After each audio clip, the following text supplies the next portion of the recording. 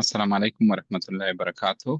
نن دی ولسم درس پنځمه برخه ده. عنوان په قرآن کریم کې د خاص اسم یعنی اسم معرفت څلورم ډول پیژندنه. اعوذ بالله من الشیطان الرجیم. بسم الله الرحمن الرحیم. انا انزلناه قرآنا عربیا لعلکم تعقلون. سورة یوسف دوهم نمبر آیه ده. ترجمه یې داسې ده: بېشکه مو قرآن په عربي ژبه نازل کړ چې تاسې پوه شئ او عقل وکاروئ. نو زموږ او ستاسې هدف دا ده چې قرآن ژبه زده کوو، عربي ژبه زده کوو، په خپله ژبه یې زده کوو. نو انشاءالله روزه راورسېده، ټولو ته یې مبارکي وایم. نو له ټولو څخه مې دا هیله ده چې هر وخت تلاوت ته کښېنئ، هغه تېر ګرامر چې مو زده کړي دي هغه په قرآن کې تطبیق کړئ.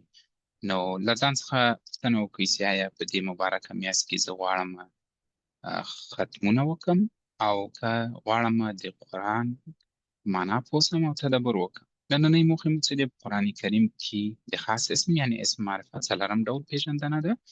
سورة البقره دریم نمبر آیات، سورة الناس پنځم نمبر آیات. په قرآن کریم کې د خاص اسم یعنی اسم معرفت څلورم ډول پیژندنه ده چې هغه ته اسماء الموصوله وایي. اسم موصوله څه ته وایي؟ هغه نوم ته وایي چې دوه جملې سره نه. مخکې له دې چې د آیات تلاوت کوم ما دا جدول ورته جوړ کړی.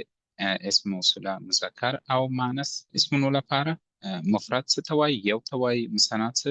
دوه. جمع چې له دوه نه ډېرې درې څلور په عربي کې. که د مذکر اسمونو لپاره الذي څه معنی؟ هغه مفرد یو نفر مذکر. اللذاني که چیرې دوه نفره وي هغه دوه نفره مذکر. الذین چې هغه کسان چې جمع. اسم موصوله د مؤنث اسمونو لپاره التي هغه مؤنث یعنی مفرد یو. اللتانی هغه دوه مؤنث. اللاتی هغه ښځې یعنی جمع. زه نو راځم دا آیات تلاوت کوم. اعوذ بالله من الشیطان الرجیم. بسم الله الرحمن الرحیم.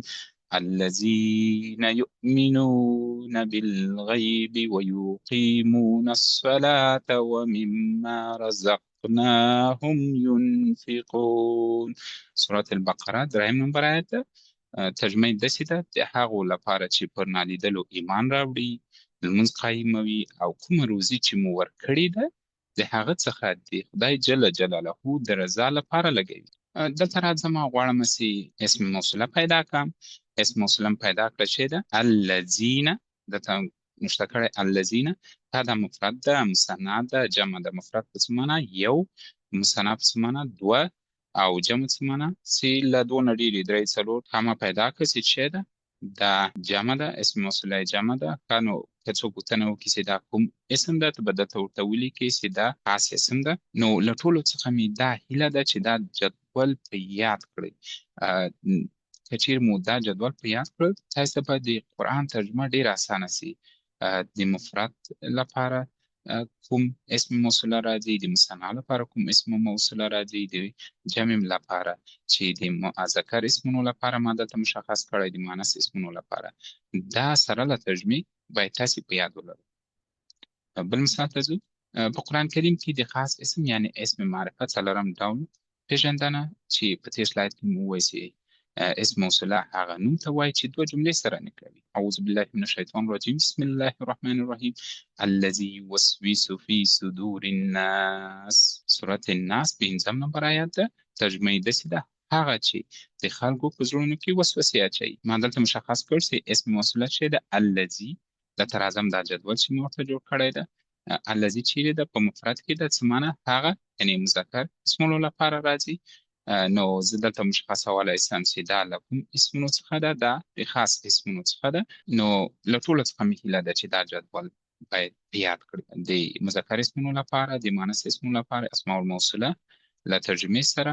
نو کله چې قرآن تلاوت کوئ له دغو اسماء موصوله سره مخامخ سوس ترجمه یې وګورئ او دا جدول به مو په یاد وي.